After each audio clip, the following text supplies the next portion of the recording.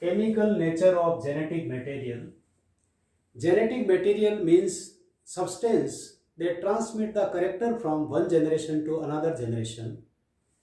For such type of the substance, Mendel used a term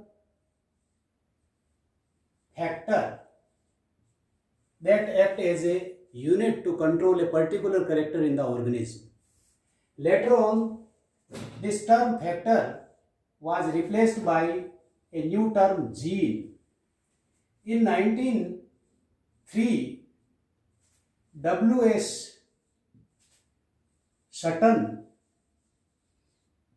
proposed chromosomal theory of inheritance.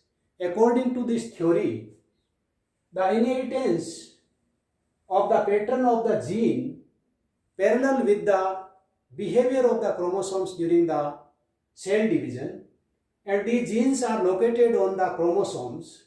Therefore, scientists began to probe the chemical composition of chromosomes. The chromosomes are composed of nucleic acid, particularly of DNA and protein. These protein are the polymer of 20 basic chemically distinct amino acid. The different arrangement of these 20 basic amino acid give rise hundreds of thousands of millions type of the protein in the organism. On the other hand, the DNA is so simple, consists of the 4 nucleotides. In 1910, Phobos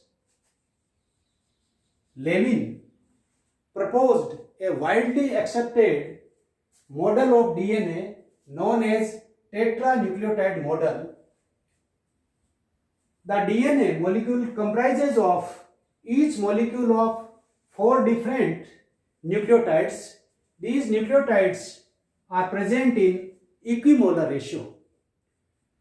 Due to the simple structure of the DNA as compared to the protein, scientists believed that the protein may be the genetic material, but DNA cannot be act as a genetic material. The proteins are variable. Their structure and amount depend on the structure and physiology of the cell. The diversity of the different molecule of the protein act for the diversity of the character in the organism, as well as it provide diversity to the species of animal and plants. So, scientists as a result believed that the protein may be the logical candidate for the storing and transfer of the genetic information from generation to generation, whereas the DNA may be present as a component with the informational protein in the chromosome. Whatever the chemical nature of the genetic material,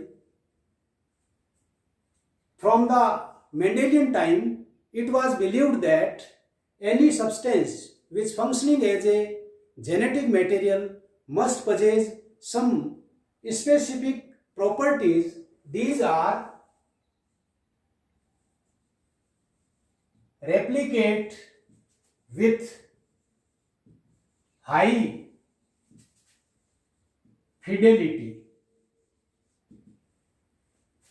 Second, able to express itself. Third, able to store variable information. Fourth, allow error at very low frequency. Fifth, must be most stable chemically.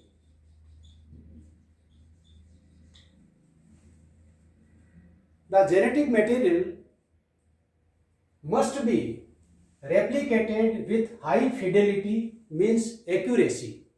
The daughter molecule must be the exact copy of the parent, and these replicated copies must be distributed in the daughter cell with high degree of precision that passes the character in different daughter cell as well as generation to generation without any alteration. The genetic material must be able to express itself for the development of the character in the organism. The genetic material must be able to store a large number of variable genetic information so that these information are expressed as a character, and these information are transmitted from generation to generation as a gamete. The genetic material must allow the error at a very low frequency. These errors occur due to the mutation. The accumulation of these genetic error in the genetic material leads to the origin of new species or speciation during the course of evolution. So, the mutation or the error during the replication as well as during the distribution of the copy of the genetic material is very necessary to cause the variations among the species as well as the origin of new species. The genetic material must be most stable chemically, means it must not be readily made or break down. This particular property make the integrity of the genetic material during its transfer in the daughter cells as well as in the progeny. The DNA is found in all the cells and possess a constant amount. The amount of the DNA correlate with the number of the chromosomes in the cell. Most of the DNA is found in the nucleus, whereas abundant RNA and protein are present in the cytoplasm. The amount of RNA as well as protein also vary with the physiology of the cell, whereas the amount of the DNA always remain constant irrespective of the physiology of the cell. So on the basis of this fact, it is suggested that the DNA may be the genetic material, but initially due to the diversity of the molecule of the protein as well as its variability, the scientists believed that the protein may be the genetic material, but this concept was overturned by the conducting two important experiments in the field of the molecular biology. These are transformation experiment of Griffith and phase component labeling experiment of Hershey and Chase, which prove that DNA is a genetic material, not a protein as a genetic material. Transformation.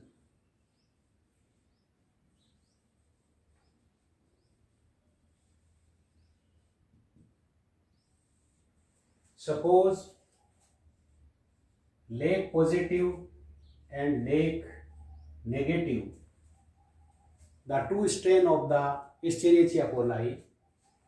This Lake positive can catabolize the lactose sugar, whereas the Lake negative is unable to catalyze the lactose. If the DNA of this Lake positive is extracted and supplied in the medium where Lake negative bacteria are growing, some of the Lake negative change into the Lake positive. It is known as transformation. It may be defined as the changing of the genotype of one bacterial strain by incorporation of the DNA extracted from another strain through supply in the medium is known as transformation. The development of the understanding of chemical nature of genetic material begin with the discovery of transformation by Frederick Griffith in 1928. He studied the pathogenic bacteria Streptococcus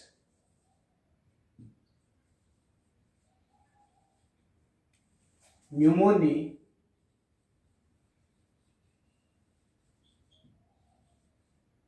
causing pneumonia.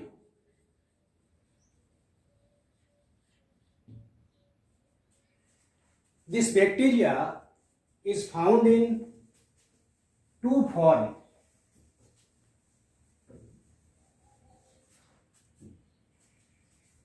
virulent and non-virulent.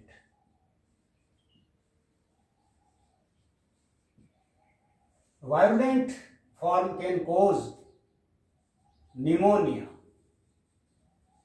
in mice, whereas non-virulent bacteria are unable to cause the pneumonia. The disease is due to the presence of polysaccharide capsule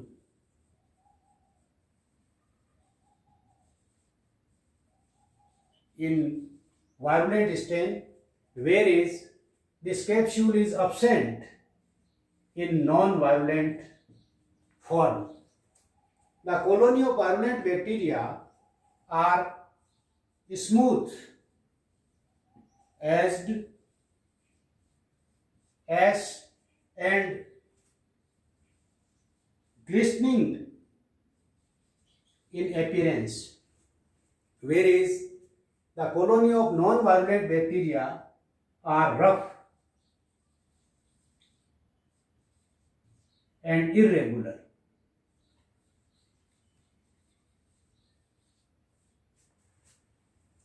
The virulent form is found in several strains depending upon the chemical composition of polysaccharide capsule, particularly of the antigenic property of the capsule. These are designated as S first, S second, S third and so on. Similarly, non-virulent form also possess the strain R first, R second, R third and so on. Any of the virulent strain may be mutated to form the respective non-virulent. For example, this S1 mutated to form the R1 and vice versa. But this S1 cannot be mutated to form the R second or R third. So, Griffith selected R second and S third bacterial strain for his experiment to avoid the confusion of the occurrence of the mutation during the experiment.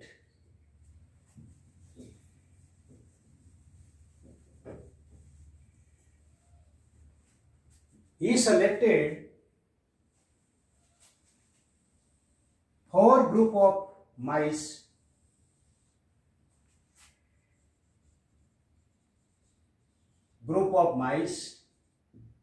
They were treated by different treatment, and on the basis of the treatment he found a particular result.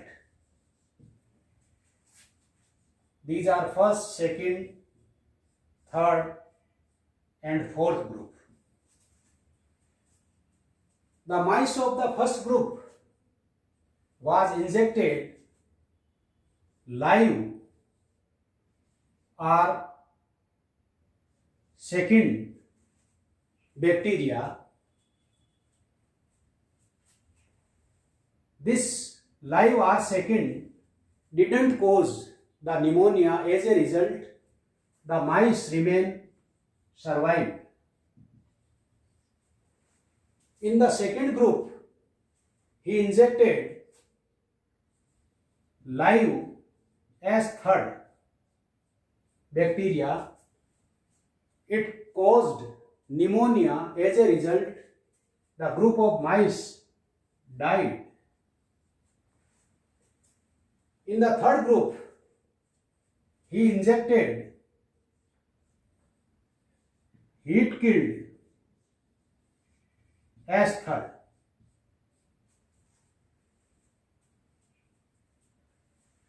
These heat-killed S3 didn't cause the pneumonia. As a result, the mice survived. It means the treatment of the heat killed all the cells. In the fourth group, he used mixture of heat-killed S3 and live R2 and found a significant result. He observed that some of the mice suffer from the disease and become died.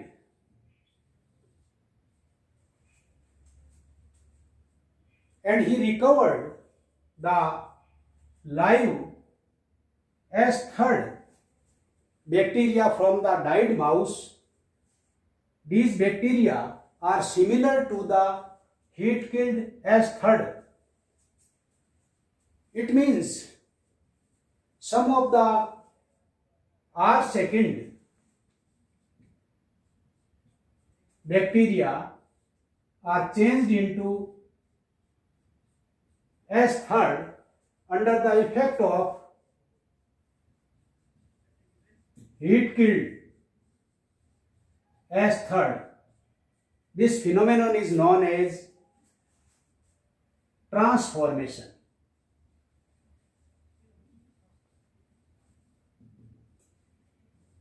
This effect of heat-killed S3 bacteria to transform the R2 bacteria into the S3 bacteria is designated as Griffith effect.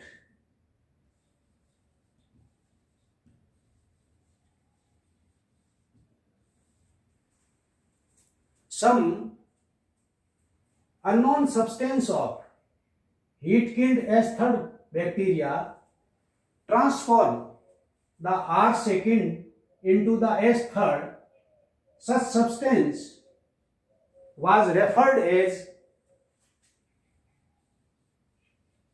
transforming principle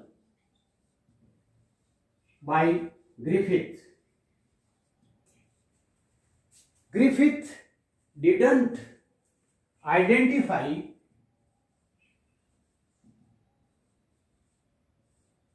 or the chemical nature of the genetic material. He simply stated that something is transferred from heat-killed S3 bacteria into the R2 bacteria. As a result, this R2 is transformed into the S3. Later on, it has been shown that mouse was not needed for the transformation if the mixture of heat-killed S3 and R2 are grown on the culture media. Some of the R2 were converted into S3.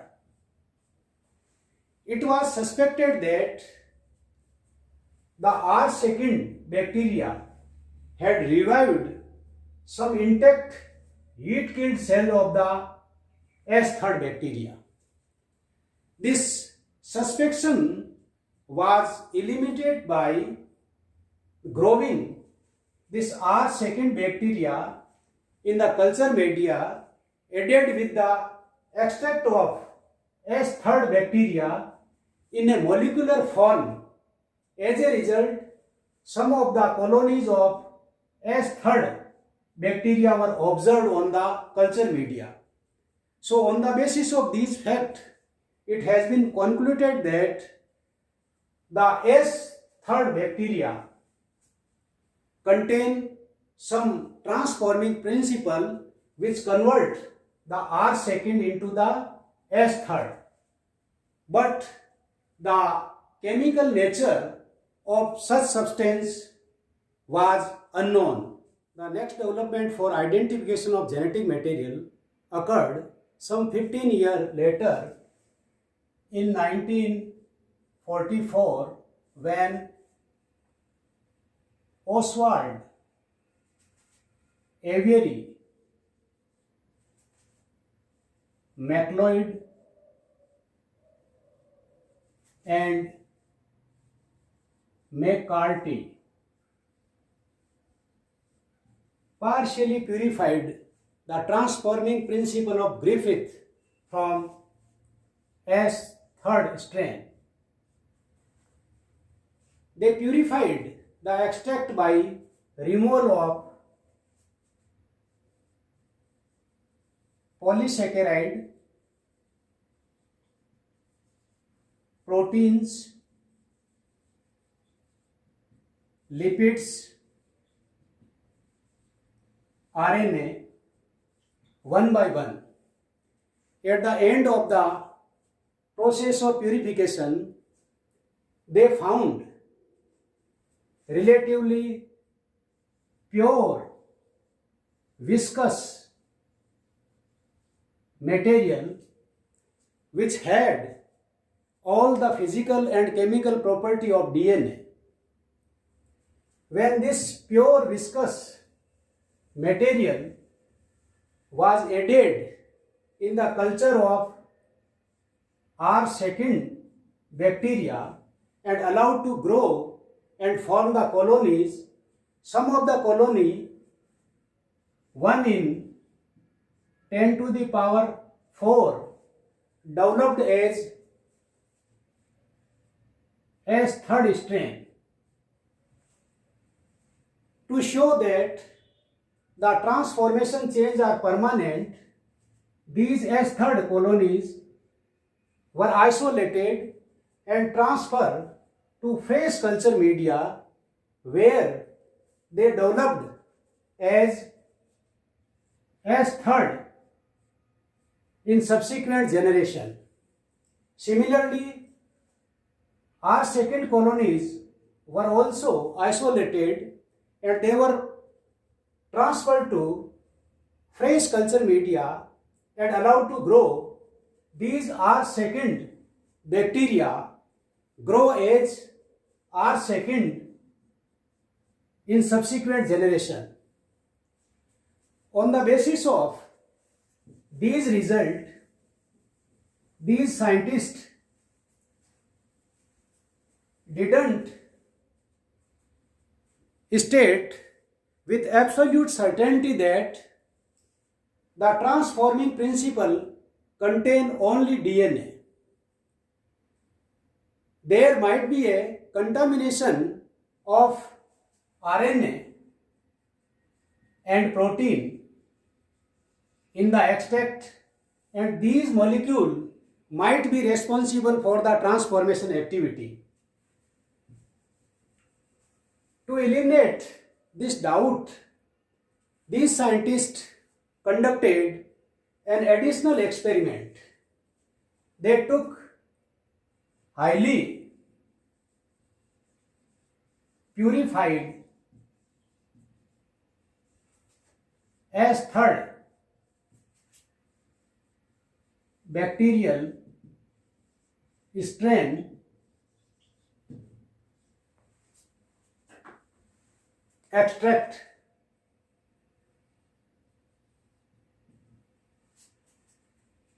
This extract was treated with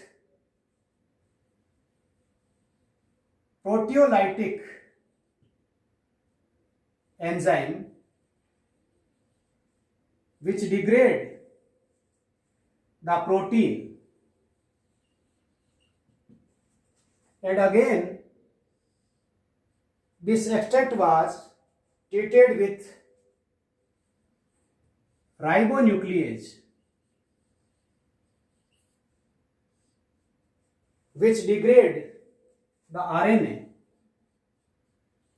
After the activity of these two enzymes, they tested the extract for transforming activity and found that the transformation activity was not lost. Means even after the degradation of the protein and the RNA, the transforming activity retained in the extract. They again treated this extract with deoxyribonuclease DNase.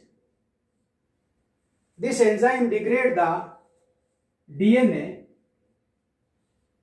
Again, this extract was tested for transformation ability and found that this ability was completely eliminated.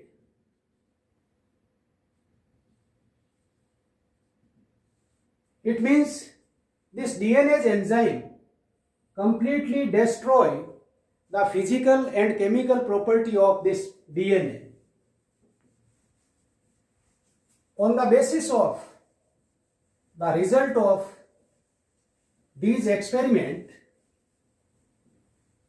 these scientists stated that the transforming principle contain in fact DNA, but they didn't state conclusively that the DNA is a genetic material because they were working on a specific strain of the bacteria,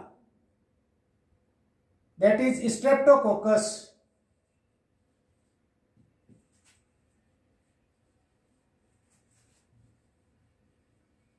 pneumoniae virulent form, that is as third strain. And they also worked out only a single specific character or a genetic trait which control the formation of polysaccharide capsule. The formation of polysaccharide capsule may be a peculiar character in this pathogen, and this character may be controlled by the DNA, and the other character in the bacteria may be controlled by RNA or protein. These scientists also failed to convince the scientists of their time, largely because of the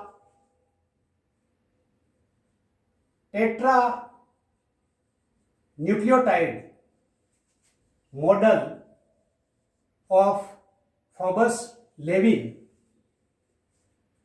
This model of DNA was a very simple. It comprises of equimolar amount of 4 nucleotides.